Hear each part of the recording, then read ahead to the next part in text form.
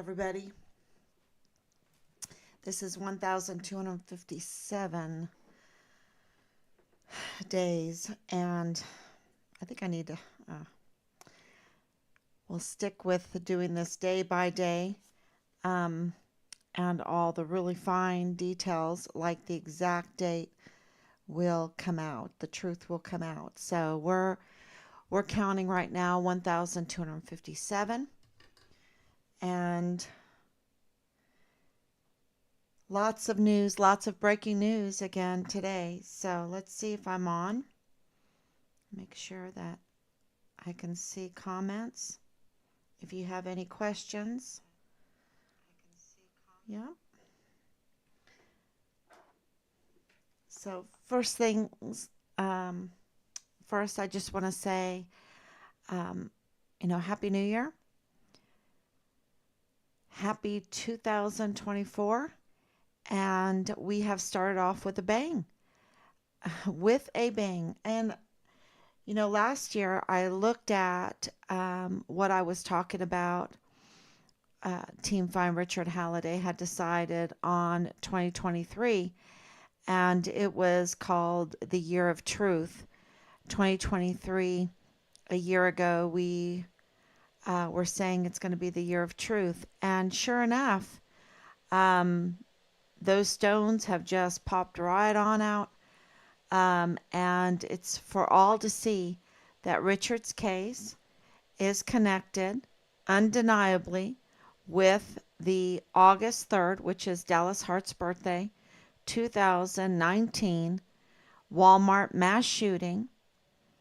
And there are, that is so complicated, isn't it? And Richard's case is so complicated. And now we know why there's so many facets and it's so convoluted, because those two cases are connected. And if you solve one, you solve the other, and vice versa. It's very clear that as we investigate both, now we're forced to investigating not only our son's case, but also the Walmart mass shooting. I mean, can you believe it? Because the DA's office is dragging their feet. They've had 4 years. They don't even have a court date. And, they're on their third DA doing this. Of course, John Briggs is behind the scenes in charge of all murder cases. And he seems to be botching more than just the Walmart case, but other cases as well. And why is he allowed to be in charge, continue to be in charge year after year after year? Gets fired by Yvonne Rosales for botching a case, and Loretta Lynn Hewitt, a very renowned murder case, death penalty case attorney, prosecutor, said she was not allowed to see parts of the case, of the Walmart case, was being kept from her. And Yvonne Rosales said the same thing. And, they pointed to John Briggs, and now they're even looking, this prosecutor, Loretta Lynn Hewitt, she's saying that this is a political move on Bill Hicks's side. He's turning the DA's office into a political machine, weaponizing it. That's against the people. And we see that with Veronica Escobar too, weaponizing her office against the very people that she's supposed to be representing. And even more because of the migrants that are coming over in thousands, and 10,000 a day, and even more than that, that are coming across. And they're coming across hoping for a better life. And what's happening is that we have a human trafficking problem. We have a sex cult problem. We have a child predator problem. We have a child um, pedophilia, pornography, which is child torture problem. We have, a record problem where we are tampering with records and stealing people's identities. We have that problem. We have a weapon problem, which I'm going to talk about today. And and Veronica Escobar is just, setting these people up for um, real risk, real danger to their lives, real danger to their lives. And you saw that little boy, he was with a group and all of a sudden they left him because he's just with a group. He's not with his parents or anything. And he's, just, and that little boy that I posted up, um,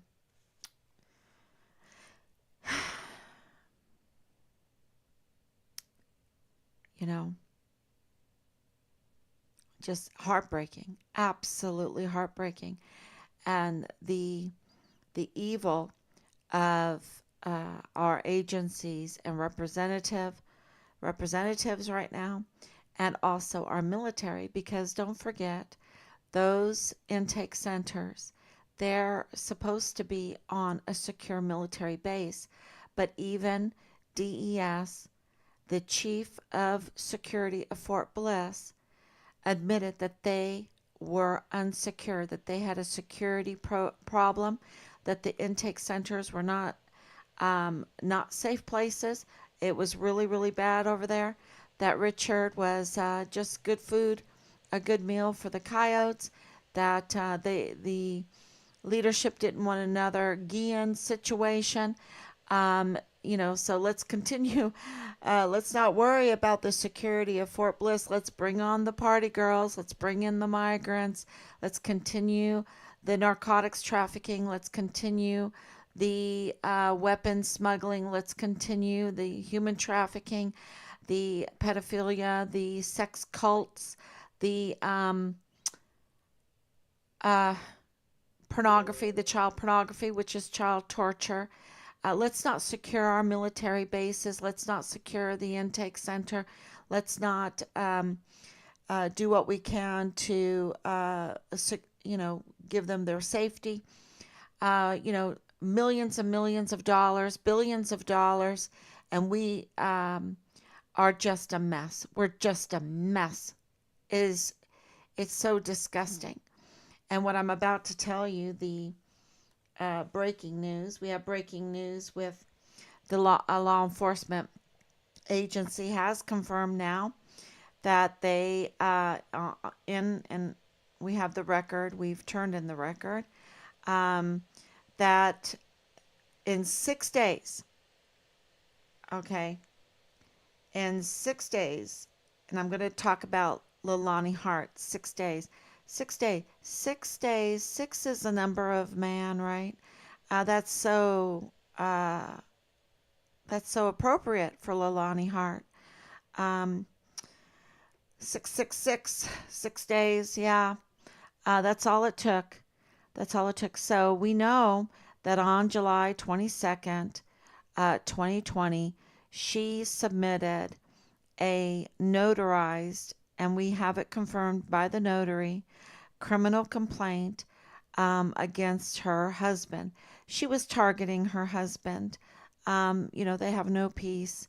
And she claimed in this criminal complaint that she had in her house uh, child pornography, that in her household, members of her household had sexually assaulted her friend's, who was active duty, um, child in her master bedroom.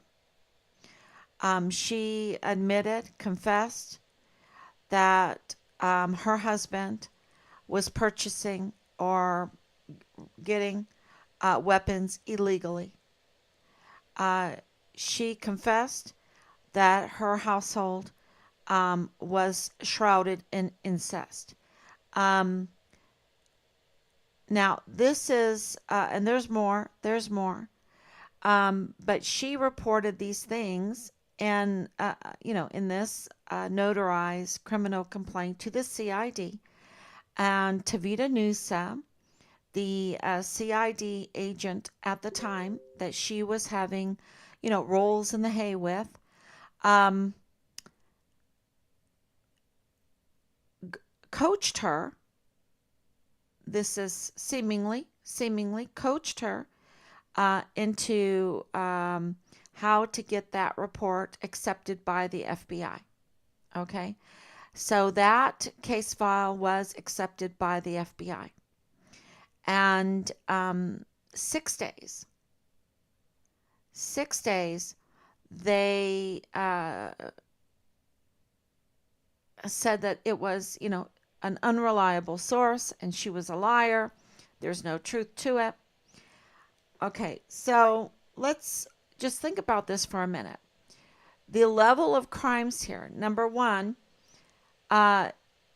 she did not report in a timely fashion that there was incest in her household. And she needed to report that to the military, to Fort Bliss, because her son, Dallas Hart, was Richard's platoon leader at the time or in the military, right? At the time. Not at the time of July 22nd, but during that time period, and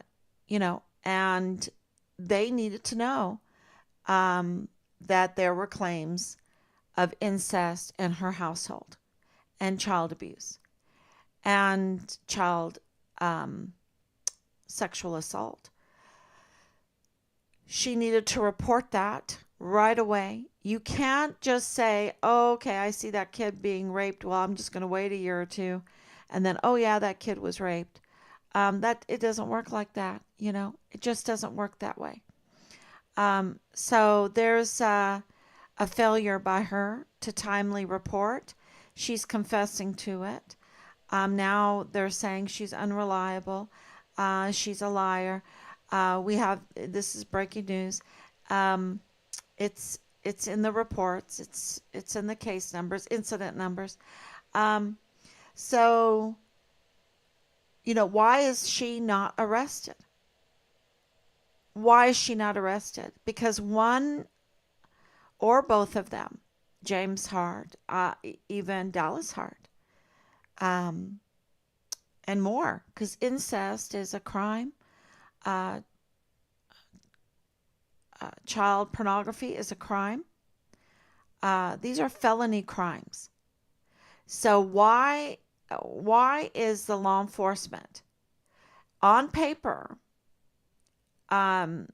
condemning, right? In 6 days, 6 days, we'll put a stamp on it, liar, but we won't do anything about it. Why are they not doing anything about it? Why isn't there an arrest to these felony accusations? If they're false accusations, lying to law enforcement, she needs to be arrested for this. And if there's truth to it, then many people need to be arrested. Many people, even Thomas Kane in his audios that we're in possession of, Team Farm Richard Halliday has told everybody that, he says, I tell you, this is so awful. It just, I just got this big shiver to talk about this kind of crime and to think that Thomas Kane is the chief of security of Fort Bliss, having, a very close relationship to many women, including Ann Ogle, Leilani Hart, CPS, working at Park University, knowing that he is a failure at his job, that there's a security issue, and soldiers' lives are being lost because Private Oakley was under his security, okay? His charge. And you might ask, who's Private Oakley? So I'm going to switch gears right now because absolutely somebody needs to be arrested, and you know, and we've been waiting for this arrest. This arrest, they absolutely, because the Harts are prime suspects in our son's case, and our son was murdered. Okay, forcibly removed and murdered. And so let's look at Private Oakley, Private Glendon Oakley Jr. to be exact. He was at the mall. He was at the mall on August 3rd, which is Dallas Hart's birthday, and he said something really amazing. He gave an eyewitness account of the mall. The mall is far away from Walmart. Far away meaning you're not going to just hear shots in the mall from Walmart. Okay? Especially because malls have double doors, Um, they're well insulated. Especially, you have the heat in El Paso. You need air conditioning. You need that climate control. Um, this mall is well insulated. And he's in the mall. His eyewitness testimony is so important because with others that have said multiple shooters, this whole narrative of a lone wolf, and it's so disgusting that the media, even big media, you're talking about really well funded media, um, tries to feed us these insane narratives. We had it all during the COVID, right? All this insane narrative. Um, and they don't think that we have the ability to think for ourselves, that we can glean and we can also scrutinize what they say. And thanks be to God that there are so many that have scrutinized what the media, who are criminals, they're absolutely criminals, these main medias that have participated in these false narratives for politics, for, business plans, for funding, you know, because what they've done is they've sold their soul. They've sold their soul, and when they sell their soul, they put the public up for the sacrifice. They're putting their country up for the sacrifice because of the misleading of the public. And because I've been reading um, about this case, this Walmart case, and I know about my own son's case, and it's just the false reporting is I don't know if I'm so tuned to it now that I can see it for what it is, but absolutely insanity when it comes to this Walmart case and to Richard's case. Absolutely insanity.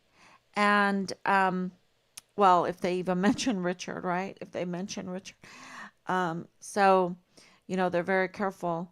They're very careful. But with the Walmart case, this lone wolf and it very obvious, and I'm going to get to the breaking news, and I posted it, so some people already know it.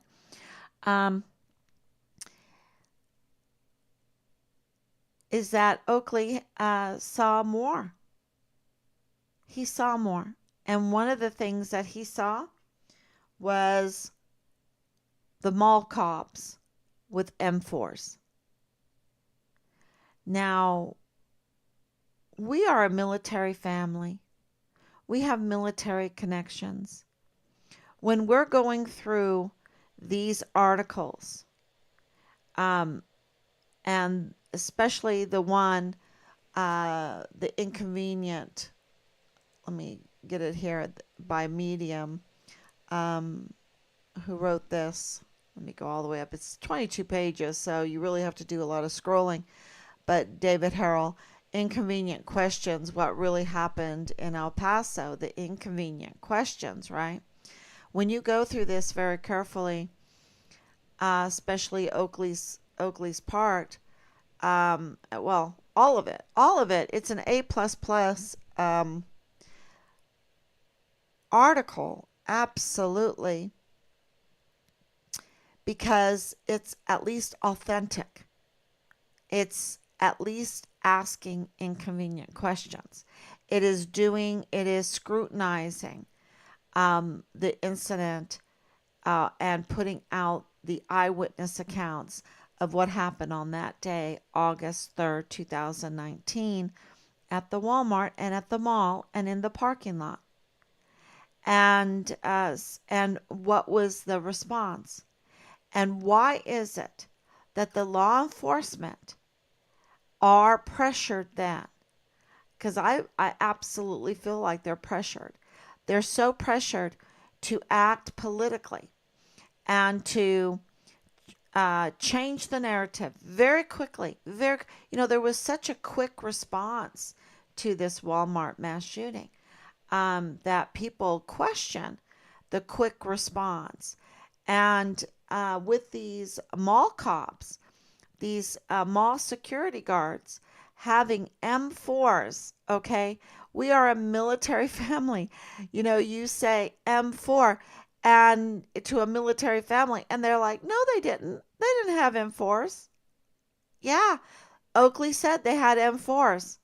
Well, then they weren't mall cops. Then they weren't mall cops. They were military. They were military or special law enforcement, but most likely military because that's a military weapon. You cannot just go and purchase that. It is highly regulated. And Oakley, being a private in the military, trained with M4s, knows what an M4 is. And of course, he is now deceased at 23 years old. But we have to listen to his eyewitness testimony from heaven, right? From heaven. And, and it screams out some real, real questions that are inconvenient. Inconvenient questions like, why in the world would mall cops have M4s? Unless they were not mall cops at all, because mall cops have pepper spray, batons maybe. They're for, the mall civilians that might have some problems. That's what they're trained for. They're not trained for combat. I mean, this is really, why isn't this being brought out to the public? And why isn't this being explained to the public that might not have the military connections that we have, that might not know that M4s are standard for the military and for special law enforcement units? That is what the M4 is for. I'll even show you a picture of it. Let me bring that up.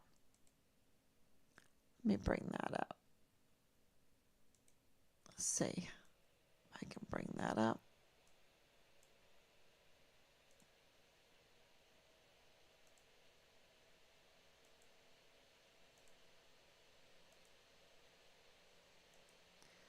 There it goes. There you go. So here's the M4 right here. So here's this. They're much shorter, and I'm really looking at these here. Um, so you would absolutely know if you were trained with an M4 what an M4 is, and you absolutely when someone says, um, and even and people were screaming that he was lying, but no, he said it. The mall cops had M4s. M4s. So I think that is really telling, and that needs to be addressed because, well, when I looked at Patrick Crucius, and of course, being a trained educator, saying, "Wait a minute, he acts like," and there's evidence, and then Team Farm Richard Halliday pointed out exactly another point that he had ear protection on in that one picture. And so, when I said, "Oh, you know what? I think he is autistic," and then we received confirmation that he is indeed autistic. And then Team Fire Richard Halliday is saying, yeah, and he has ear protection on because autistic individuals are very sensitive to noise. Then that was, just another circumstantial piece of evidence to go along with the confirmed hard evidence of this very irregular circumstance that they are going to call a autistic person that is sensitive to noise, um, a lone wolf shooter that comes up within minutes of it starting because it's so quick. And I'm, been working on the timeline of events that day for the Walmart case. So the timeline for Richard, the timeline for the Walmart case, because they all are the same case. And if we solve one, we'll solve the other. Um, so, he, went to law enforcement, raised his hands up and said, "Hey, here I am. I'm the one. I'm the woohoo, I'm the shooter," and because he did that, and because of his responses, you can look through video and that um, in the court hearings. I thought to myself, wow, he doesn't think this is real. He thinks this is staged. Why does he think this is staged? And, I'm just thinking, has anybody asked Fort Bliss? Has anybody investigated Fort Bliss's training schedule? And, and I'm mentioning this because I remember with Chris Martin, I wanted the training schedule for Richard. I wanted the training schedule for Fort Bliss when they had, and for Richard's unit. And, he wouldn't give it to me. I had to go and look it up. I figured out he was up to no good anyway. He's up to no good, that Chris Martin. I guess, uh, Inspector General's office they don't do what they're supposed to do. So I was always really, confused or concerned that we weren't getting the training schedule, that we weren't getting answers to simple questions. And, my question now with this Walmart is, has anybody asked Fort Bliss if this coincided with any kind of training? What is going on? Does that sound absurd? It sounds so absurd to me. But I have to ask it. Because I'm going to tell you right now that our generals, our 44 four-star generals and admirals, they're up to no good, y'all. They have betrayed us. They have chosen to let our installations be unsecure, to be marketplaces for illegal drugs, for 14-year-old girls. Fort Bliss is not the only one that had 14-year-old girl living in the barracks being sexually assaulted, being pimped out. I mean, think about Austin Hawk. Think about Enrique Roman Martinez. Think about Vanessa Guillen. Think about Lavina Johnson. Our 44, and we have so many. I mean, we're so top heavy, right? And they get paid so much money. They get so many bennies. They have these large staffs, and they have all this transportation, and I mean, really, it's just incredible. And they have chosen to bite the hand that feeds them, to allow for these sex cults, allow a political agenda to interfere in the security of our country, in the defense of the Constitution. They've allowed that. And so they are not right in the head. They are up to no good. Their loyalties belong to somewhere else. Their thinking is somewhere else. And when I said they're not right in the head, for generals that wear our uniforms with our stars, that receive our benefits, our money for paychecks, working for us, they're not right in the head for us, because they are servicing foreign and domestic enemies. They are committing crimes against humanity, and I would say even treason. I would say that. I would absolutely say they have betrayed us, which is treason. And that's not right in the head.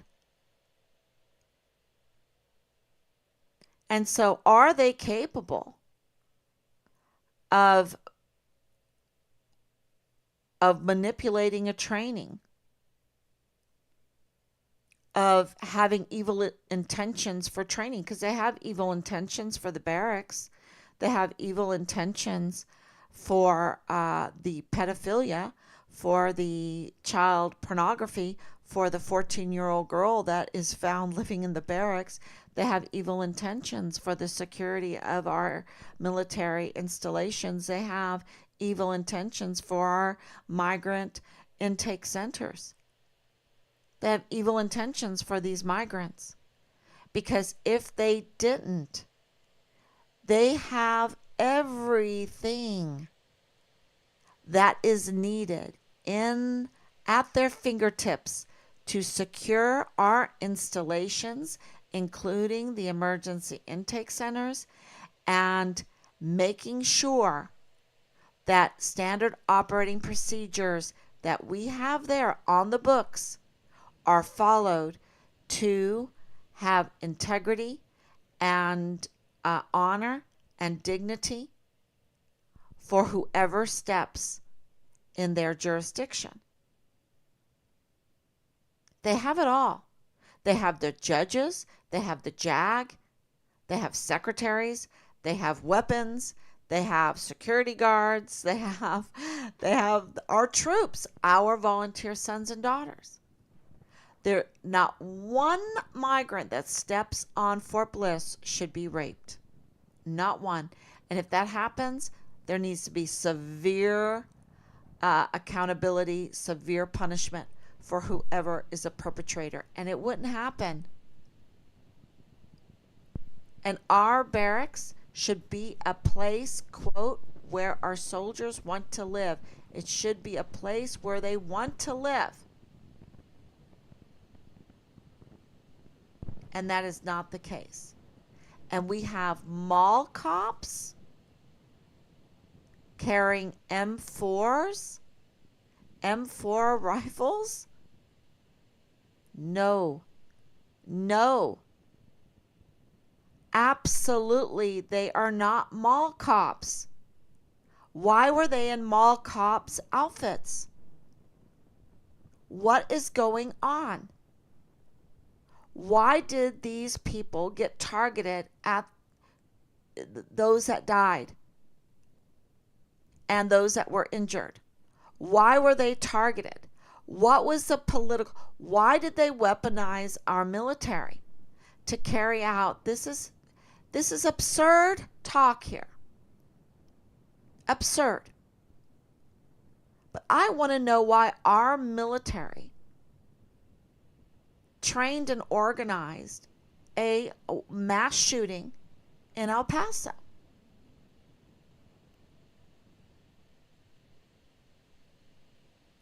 Could that be?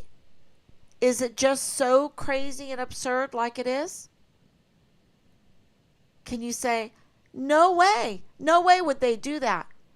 I don't think that anybody is saying that.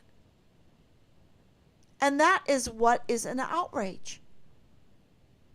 Our 44 four-star generals and admirals, along with Representative Veronica Escobar, who sits on the House Arms Committee that oversees Fort Bliss, is so so opposite of their duty that I think the vast majority would say, yeah, how is Patrick Crucius connected to the military? Because mall cops don't carry M4s. Mall cops don't carry M4s. And where is the forensic evidence? Where is this trial? Where is Private Oakley? Oh, yeah, he was found dead in his barracks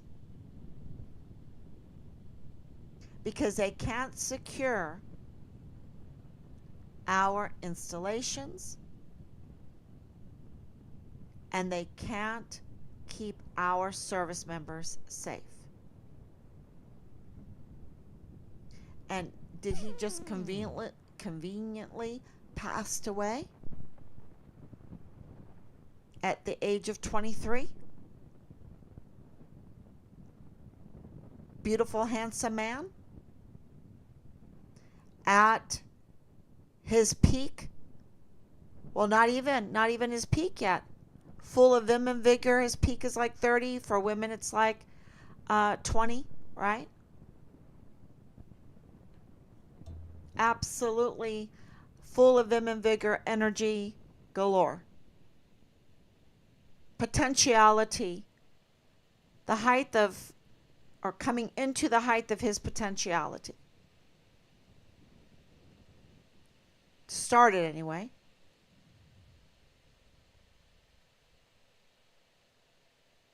And he just passes away in the barracks on Fort Bliss. And we don't know the cause. They don't tell us the cause. And he witnessed mall cops, shopping mall cops with M4s. and shots heard in the mall. In the mall.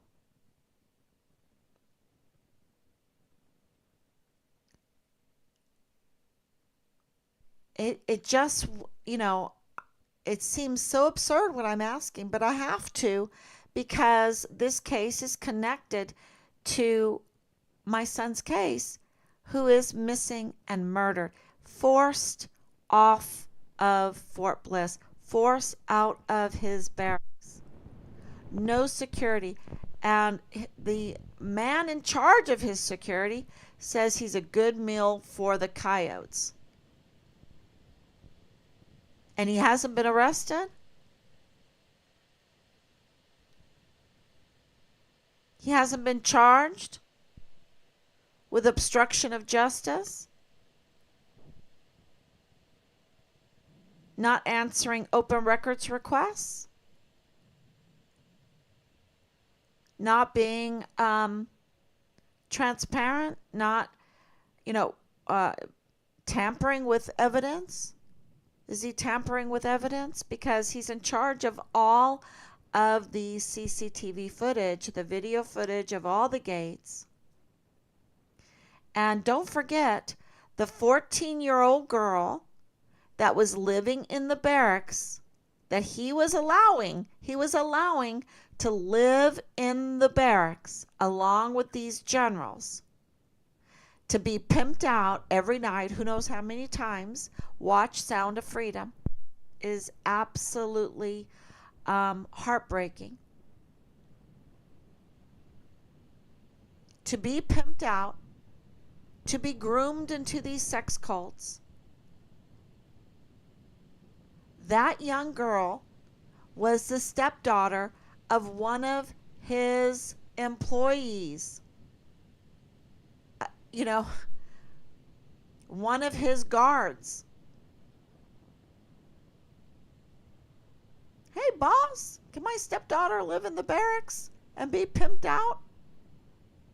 The very person that was in charge of the security of Oakley, that was in charge of the security of Richard Halliday. Say his name, Richard Halliday. Retaliated whistleblower Vanessa Guillen, first absent soldier. Say his name, Richard Halliday. Thomas Kane was supposed to keep Richard Halliday secure, but Richard Halliday, who he knew because Richard was a CID intern, silence his consent. And we know, and Dirty Agent Marlon Soto confirmed it, that Richard had submitted a request to start learning how to be a CID agent.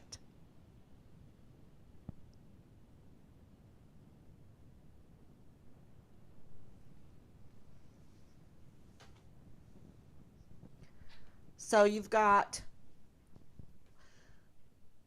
Dirty Agent Marlon Soto. He's so dirty, y'all. He is so dirty. And why haven't they arrested him? I mean, we know that his buddy, CID agent, let me roll in the hay with Leilani Hart, has lost his badge. And he's married to another individual. And it seems like, are we going to start, really concerning ourselves with what that is doing to our society?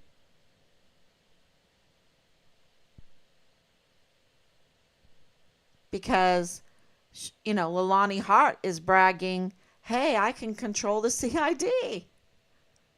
And apparently, the DES. And apparently, the JAG, and apparently the DA, and apparently law enforcement, because she absolutely needs to be arrested. She submitted a notarized who, oh man, she caused a lot of problems. Everywhere she goes, she causes a lot of problems. Isn't that what law enforcement agencies are supposed to do? Are to take people that are causing a lot of criminal crimes, crimes, committing crimes, and they're supposed to identify the crime and the criminal, document it, and prosecute it. But what Marlon Soto, dirty agent Marlon Soto, is doing, is the obstruction of justice and protecting the hearts. Why? What kind of criminal syndicate are they in? What kind of business plan do they have? Because let's follow the money. And, when you follow the money, you have to have addresses to connect these, the fraud. And that leads to Bliss Avenue, 3905 Bliss Avenue, 3705 Bliss Avenue. 3705 Bliss Avenue. Leilani Hart, do you know 3705 Bliss Avenue? And there's so much fraud here in paperwork and stealing people's identity, in murders. And then, there's so much evidence, and we contact the DA and say, look, and Quantico, and say, we're taking a big risk here because you have told us to bring you leads. You have told us that we have to investigate our son's disappearance, forced disappearance, and murder. And so the risk that normally belongs to the CID, normally belongs to the command, normally belongs to the DES, normally belongs in the DA, and that's why we give them these big paychecks, because they have this risk, and we give them authority, and we give them all kinds of tools so that they can keep themselves, they've got all these different tools and access to files and everything to secure themselves, right? And yet they want the risk of going after the real crime on the family of a missing soldier. That's how cowardly it is. It's like putting your children in the front line. That's how cowardly they are. Let me send Danae Katzen. Let me send Belen Rocha. Let me send Dallas Hart. Let's groom them into, put them in the front line, ruin their lives, turn them into criminals.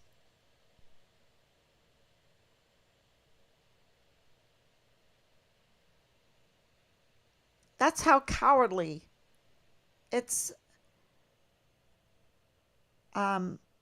So how can we, as parents, as Team Fire Richard Halliday, just say, oh, it's okay. You can murder my son. You can abuse your own children. You can commit treason against our country. You can use our military as weapons against the public. Is that what that was? And don't accuse, don't say anything. Don't say anything. Shh, shh, shh, shh, shh. You can't say anything. You can't say the unit knows. The unit knows. That's why they wouldn't let us get near the unit, because the unit knows. That's why the unit, like Jay Pollan, like Michael Ruggiero, were so, their feathers all ruffled. And David Park and Clem Coward and Lieutenant Colonel Michael Roddick and more and more because they know. That's why soldiers were shaking in front of us. That's why, the COVID masking came in so handy because it could hide their facial expressions. You know, Mr. PP McGee, the SJA. Oh, um, all of that stuff is allowed, right? But we take underage drinking seriously. That 0.04, that's who we gotta let a soldier get killed over that one.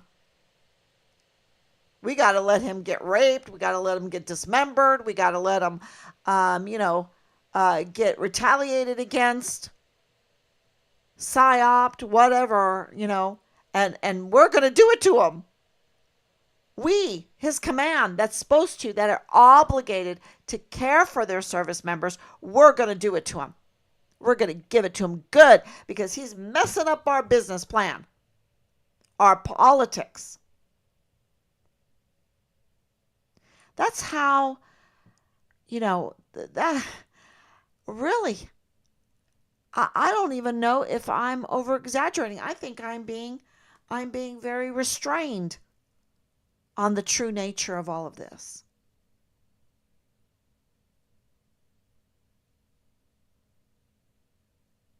It's that disgusting. And the year 2024 is the year of accountability. And if it means risking, we've had to take our own security in our own hands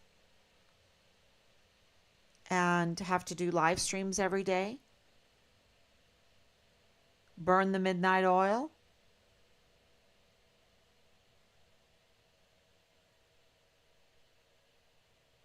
And let me tell you, we don't have the millions and billions of dollars and the big staffs and all of the access to, resources.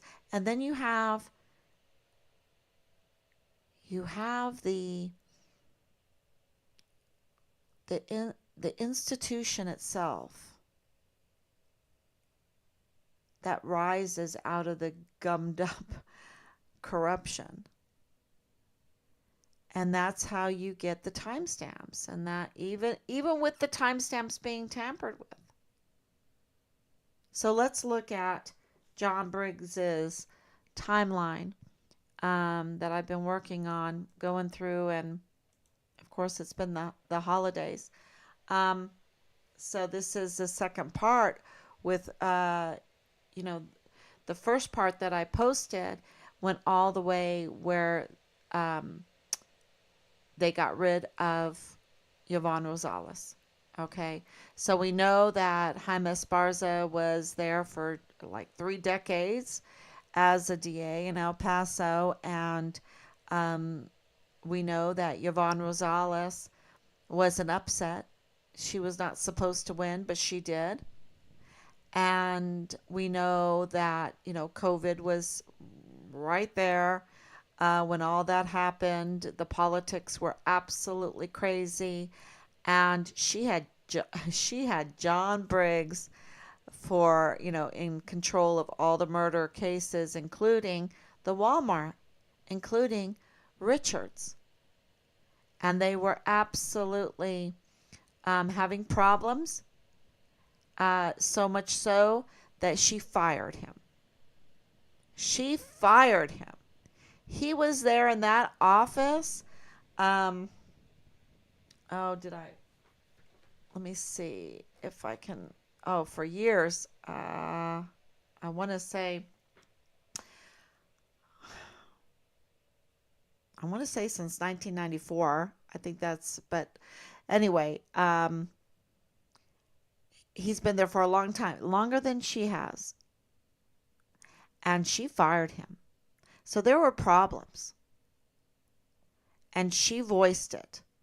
And 2 days later, there was, in my opinion, from what I know, from El Paso Matters, collusion with John Briggs to bring um, Yvonne Rosales down.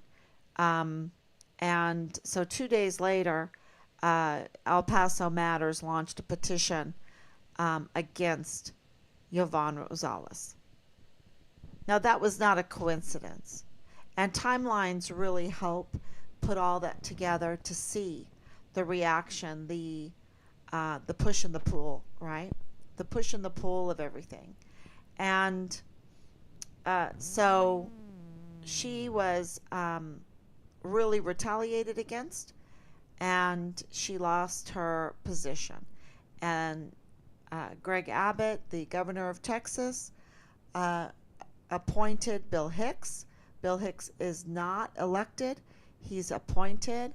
And we have articles that have allegations against that whole situation, that it was uh, had bribery in there and corruption in there during the appointing process. So I don't know.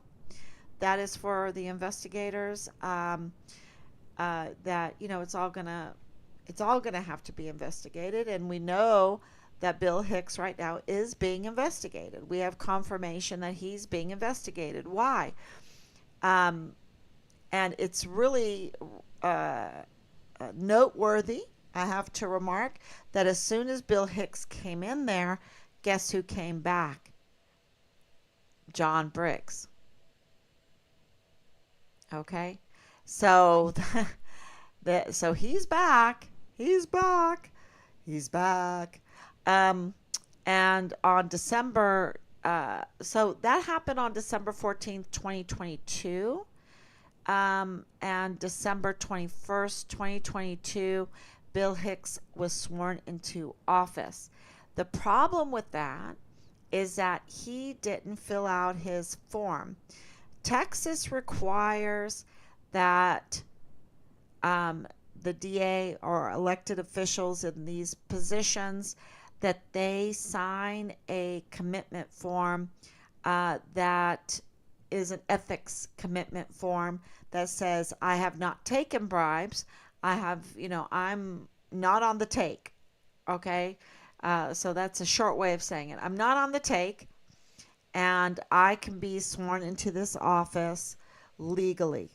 Okay. That's my understanding. If anyone else has better knowledge of the Texas Constitution, please let me know. But the problem is that Bill Hicks did not sign that form until January 26th. Yet, that form, because, the Secretary of the State, had to contact him through emails, and we know it was through emails because it was in the open records request that Reyes Mata from El Paso Inc. Requested. He's, from what I read, seems to be, really an investigative reporter, because he asked for an open records. And what did he find? He investigated. And on January 25th, the Secretary of the State, wrote Bill Hicks and said, hey, we don't have your ethics commitment form, right? Where is that? And, the next day, January 26th, Bill Hicks sent that in. But the weird thing is that the timestamp was not for January 26th. The timestamp was backdated to January 11th. That's tampering with a timestamp in law enforcement. That is a big crime. That's a big crime. You don't say, oh, yeah, I was there on January 1st, 2021, or January 6th, 2021. Oh, yeah. Oh, no, I wasn't. It was January 1st, and I'm going to timestamp it different. No, because that interferes with justice. And, that gums up the wheels of justice. And then we just have chaos in our country. So, in our courts. And so, for Bill Hicks, district attorney, who is sworn to protect the Constitution of Texas, right? Who is sworn to uphold the law, is snubbing the law, is tampering with timestamps. That's the accusation. But with this article, that he has committed a felony crime. He needs to be arrested. He has betrayed his position. That is what is being, alleged here. And it's alleged by hard evidence of emails, an email exchange, and the document itself. So I think we need to all write to get these open records and find out ourselves. You know, this is a publicly funded position. They should give us the records of the appointment, of the swearing in, of the ethics commitment form. Because, that's what happened on,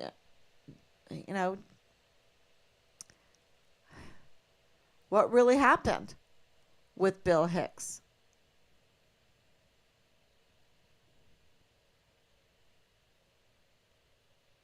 So on January 13th, so he backdates it. That means he backdated it to January 11th. Which is 20 days. Okay. I don't know if there's a grace period for 20 days, if that's why he did it. So maybe somebody can tell me about that. But we're talking, 15 days.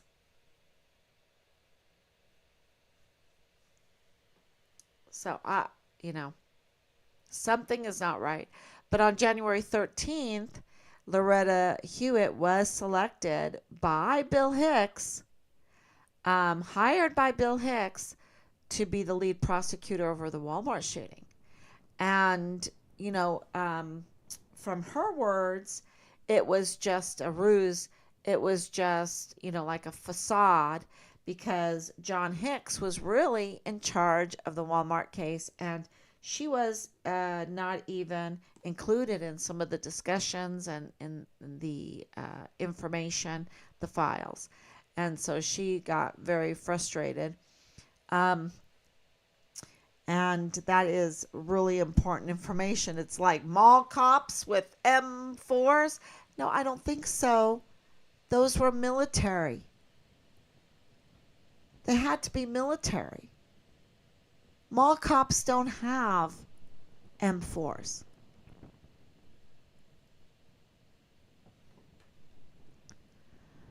So I have here that February 2023, John Briggs resigns.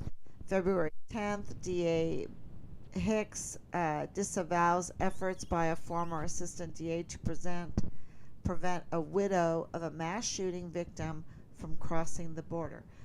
Okay, so this is really, really important. Because I've been looking into this, and they're talking about the German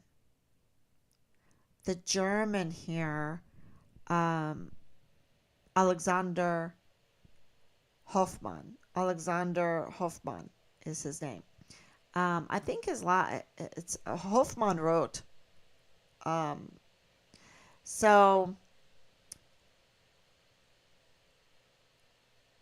here he from what I read that the family divulged in the interviews, is that he was German Air Force. Okay, now that means a lot to me, because I was born at White Sands. I went to school on Fort Bliss. I went to elementary school. I went to middle school. Um, right there in El Paso. And I know, my mother being German, that there was a large German presence there, considering that it was El Paso, Texas. Um, White Sands, a lot of scientists, a lot of German scientists, a lot of German Air Force. Lot, where, that's relative, a lot. Um, I just know that my parents belonged to the German American Club. Um, I know that there was a group of Germans that were shot down in a plane. I think it was close to 20, maybe over 20. Six of them were friends of my parents, from the German American Club. Um, these Germans were really, really smart with aerospace. My dad was missiles. Yeah. So, him being German Air Force means a lot because, and I know from his daughter's testimony that he's an engineer. So, that was very good information too. So here he is, a German engineer, um, and he goes over to Juarez and he meets Rosa Maria Valdez Garcia. I believe that's her name. And so there is some kind of, he was shot dead. He was shot dead, and they, this whole victim thing. But she's not an American citizen. He was never an American citizen, and something was going on. Looking into her, and we'll give you more information as the time goes. But it seems that they were divorced, and she was, there was a lot of money. A lot of money is for the victims of the mass shooting, and I don't know. I don't know. I do. I don't know if we'll see what the investigators say. But if she's divorced from him, uh, what is she? What is she trying to do? And was Bill Hicks? Because I know Bill Hicks is up to no good. So why is this, such important information that he's going to go against the Yvonne Rosales? Because I'm just wondering, is that one of the motives for getting rid of Yvonne Rosales? Because Rosa Maria Valdez Garcia is involved in the Bliss Avenue. And so that means that she's related to Richard's case. That's what that means. And that's why that's important. And that's why I bring it up. And that's why we've spent time to collect these articles, and statements from the family to, get a better picture on, that involvement, what's going on there. On November 27th, 2023, which is not that long ago, Hicks hires Luis Rene Diaz. I hope I'm saying that name right, but that caused a lot of problems. He has a history, a criminal history, and to be the chief of staff and to hire, I can see why Loretta Hewitt was not happy about that. There's connections there, and Loretta Hewitt saw the political connections. She resigned. She got out of there. She got out of Dodge. Good. Get out of Dodge. And, she gave us a lot of information with her accusations, and she's somebody. she's somebody, and she's reliable. She's not an unreliable source like Lilani Hart. Um, she's a reliable source. And so that was very good information, because now we know that Bill Hicks has a problem if he has no scruples when it comes to who he's going to hire for his chief of staff. So that's important there, that he's going to cause that kind of shakeup in his office. That's what that tells me. So everyone, thank you so much for coming on. I think I got through my list here. There's so much. I can spend another couple hours talking away. But I want to highlight that 2024, Happy New Year, is the year of accountability, and all the work that we've done.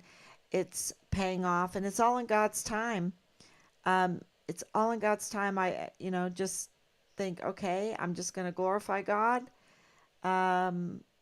get the truth out there, and He'll do the rest. He'll, we'll do these letters. We'll do go through the legal system, do it the right way, peacefully, the way it's intended. But we are going to go forward, right? And the next, we've already started. The steps forward is accountability. And, we've, for a whole year, people have been able to come out and, but, the advice we're getting from, it's outside of the city. Well, Rob and I, when we first met, we took a trip to San Antonio. It's just beautiful city, absolutely beautiful city. So, anyway, so for the advice that we're getting, it is legal steps forward. And that's why you're seeing the legal steps forward. So, we absolutely, are not just waiting in one place, meaning like in water. We are absolutely, my coach there at El Paso, at Fort Bliss, at the replica, was Colonel Johnson. We called him CJ. I, consider him the best coach for that level of coaching, for that level of swimmers, he's the best coach ever. I mean, he was just so awesome. And so, you gotta train. You have to mentally train, and you have to fill up your gas tank, right? What do I mean by that? So on the weekends, we used to have these relays, and the team that won the relay got first choice of the donuts. So, you've got to put out those incentives. You have to make sure that all your ducks are in the row, as far as your paperwork and your evidence, and then you move forward, and you swim as fast as you can. We've paced ourselves in 2023, but we're sprinting now. We're going to sprint. We're going forward, and we're going to get that discovery, and we're going to get Richard's name out there. Say his name, Richard Halliday. Say it. That's really very, very important. So thank you and it's because of you. It's because of you. So thank you for supporting us. Thank you for sharing these videos. I know on TikTok, and I'll be on there soon. We're almost at 4,000. We are, so we're reaching, I would say 10,000 people more, because we're on different platforms, and for what people share, that we can't count. Um, so we, inch by inch, we're going to grow those numbers. And everybody, thank you for sharing Richard's name, Richard Halliday. Richard Halliday, say his name. And so we're going to get as many people as we can to say his name. So thank you. God bless you. And Happy New Year. Bye bye. Good evening, Danielle. Good evening, Mitch.